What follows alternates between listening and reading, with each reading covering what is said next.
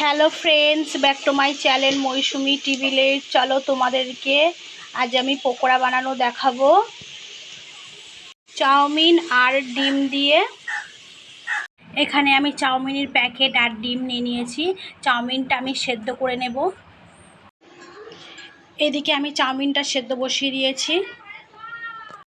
চাউমিনটা আমার সেদ্ধ হয়ে গেছে, আমি এবার নামিয়ে নেব। বড় বাটি নিয়ে নিয়েছি, এই সাইজের একটা বড় বাটি। এখানে আমি চাউমিনটা নিয়ে নিয়েছি, আগে থেকে সেদ্ধ করে রেখেছিলাম।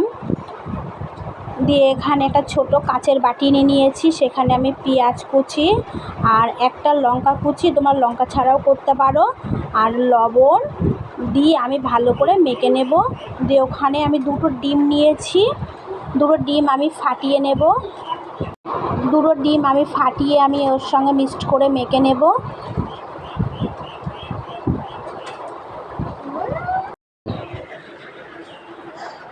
ডিমটা আমার মাখা হয়ে গেছে। ডিমটা আমি এই বড় বাটিটার মধ্যে ঢেলে নেব।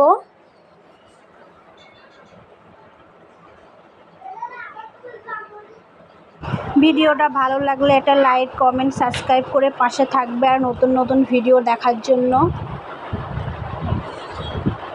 এখানে আমি মাপ বুঝি আমি 4 চামচ মতন বেসন দিয়ে দেবো। তোমরা তোমাদের মতন বেসনটা দিয়ে নেবে।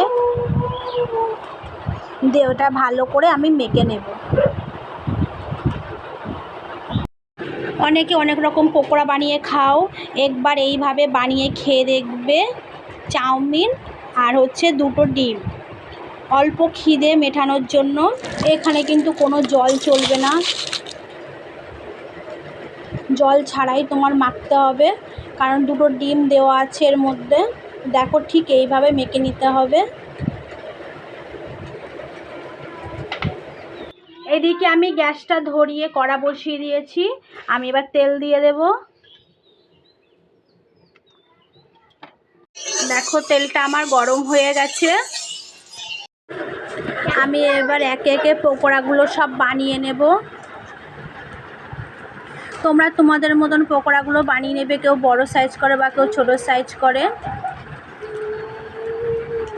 বাড়িতে বাচ্চারা থাকলে খুব সুন্দর খাবে এইভাবে বানিয়ে দিলে।